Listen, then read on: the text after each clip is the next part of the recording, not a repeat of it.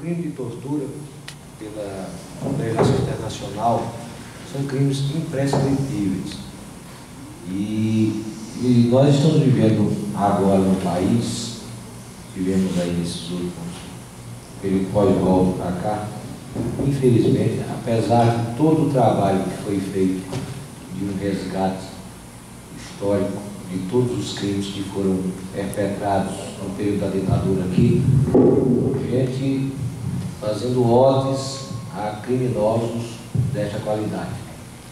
Como é que vocês veem isso? E se pudessem comentar, por exemplo, todo esse conjunto de documentação que efetivamente terminou não sendo, não decorrendo uma maior investigação, isso poderia ser ainda resgatado? Vocês poderiam falar um pouco sobre isso?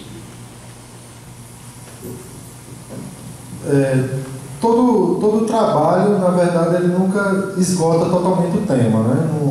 É impossível isso, um trabalho, no meu caso, eu sou historiador, a gente nunca esgota totalmente o tema. O nosso relatório é um relatório bastante amplo, né? Tem muita fonte, e eu acho que ainda há espaço, sim, para investigação. Por exemplo, uma coisa que eu me esqueci de falar, que na página 321 do nosso relatório, a gente apresenta uma lista de torturados com 125 casos de paraibanos torturados ou na Paraíba ou em outros estados da federação, né? Obviamente que essa lista a gente não pretende que seja completa, né? A gente partiu de uma lista de em torno de 30 pessoas, chegamos a uma lista de 125. Por que ela não é completa? Porque às vezes alguém não quis prestar depoimento. A gente viu aqui o caso de José Ailton e José Bernardo, que em primeiro momento não quiseram prestar depoimento e depois prestaram. Então, tem casos aqui de Campina Grande de pessoas que a gente sabe que, ou a gente tem indícios que foi torturado, mas não quiseram prestar depoimentos. Inclusive, por isso que não colocamos a casa lá Índios Cariri, né? Porque a gente não teve o depoimento de quem passou por lá, então a gente não podia ser leviano e colocar. Mas, sim, sobre essa lista, 125 paraibanos. Então, por exemplo, as comissões da verdade no Brasil também estão investigando. É possível que tenha tido um caso de um paraibano, que outra comissão da verdade pegou o depoimento, mas ainda não lançou seu material, seu relatório final. Então, ainda há espaço, sim, para novas investigações, né? Sempre terá, creio eu. Porém, o material que a gente conseguiu é um material bem sólido, né? Quando vocês abrirem aí essa lista de torturados, vocês vão ver a fonte onde foi coletada aquela informação, e normalmente o cruzamento de fontes, né? Mais de uma fonte. Então, eu acho que é bem sólido o nosso material, mas obviamente que ainda há espaço para aprofundamento e mais investigações, né? Um caso, por exemplo, só um dos casos que me veio à cabeça agora, de Geraldo Vandré, né? Que é uma discussão grande, porque no primeiro momento o Geraldo Vandré disse que foi, depois ele até hoje nega que foi torturado. Então é um caso difícil, porque a gente apresentou essa discussão, os jornais que publicaram o caso de tortura, a negativa dele da tortura. Então a tortura é algo complicadíssimo de se trabalhar. Alguns prestam depoimento tranquilo, outros têm mais dificuldade. E lembrando que nenhum torturador vai filmar, vai tirar uma foto, né? São provas difíceis de ser encontradas, né? Isso é fato, né?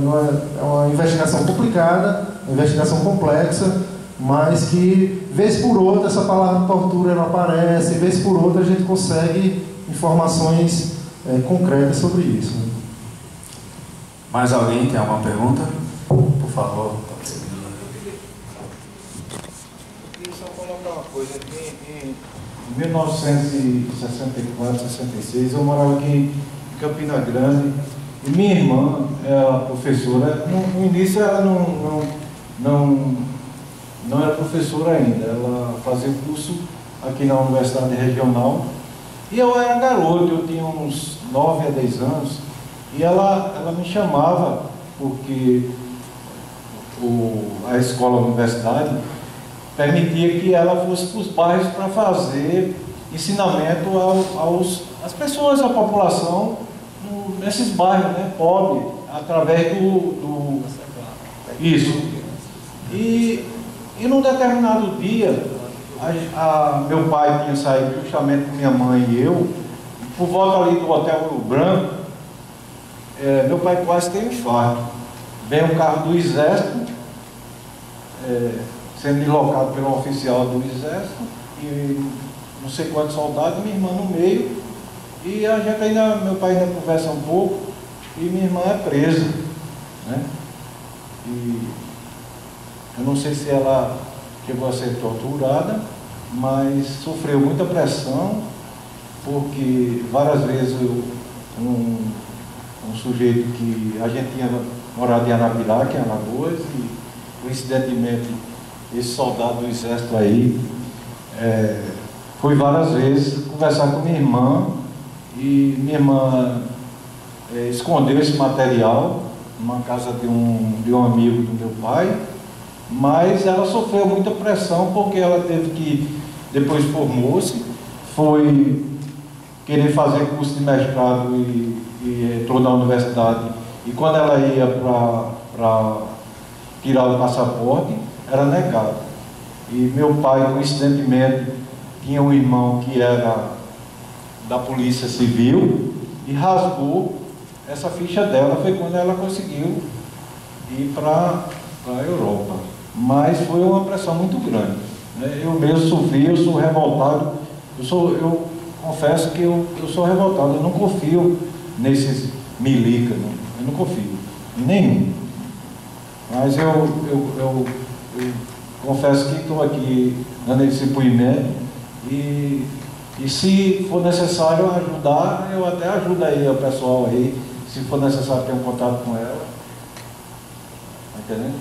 Muito obrigado.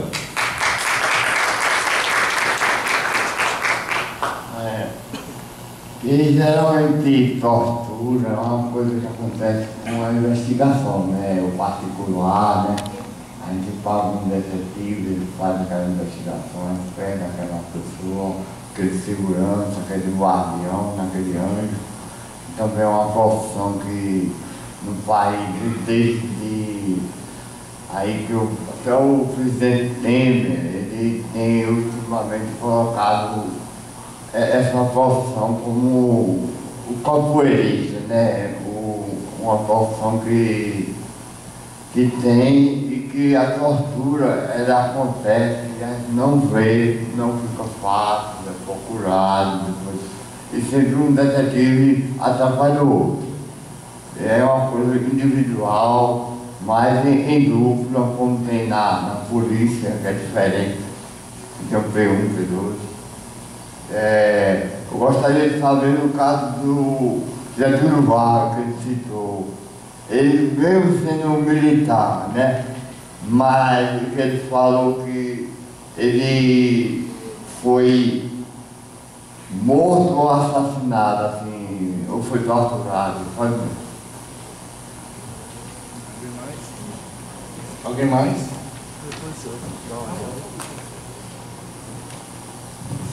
Boa tarde. Meu nome é Diego, estudo antropologia em Rio Tinto. É só um adendo na fala de vocês, principalmente sobre Rio Tinto. Rio Tinto até hoje é considerada uma cidade privada. Os Ludwig são os donos ainda da terra. Eles que mais financiaram contra a Liga Camponesa e são etnocidas. Eles acabaram quase dizimando todo o povo potiguar.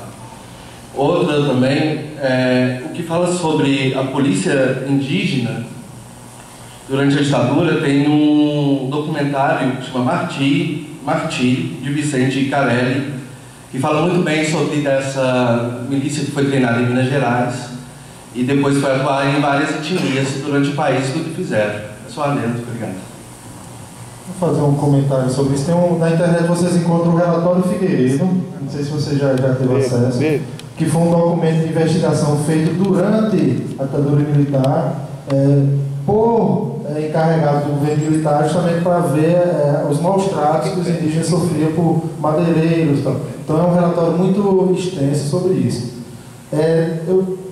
Ele falou de Rio Tinto. Teve um caso aqui na nossa lista de torturados, foi o caso de 6 camponeses que foram torturados em Rio Tinto, justamente para prestar depoimento contra o juiz Hermílio. né, que o Valdir Porfírio citou. Aí só eu vou ler um pouquinho do documento escrito que tivemos acesso justamente no material do Projeto Brasil Nunca Mais, em parceria com o Ministério Público Federal, né? Abre aspas. Amanciados a pau, surrados impiedosamente. O de nome João Emiliano dos Santos, apesar de alfabetizado, não pôde assinar o depoimento pelo estado em que ficou. Isso aí é um documento escrito, não foi depoimento.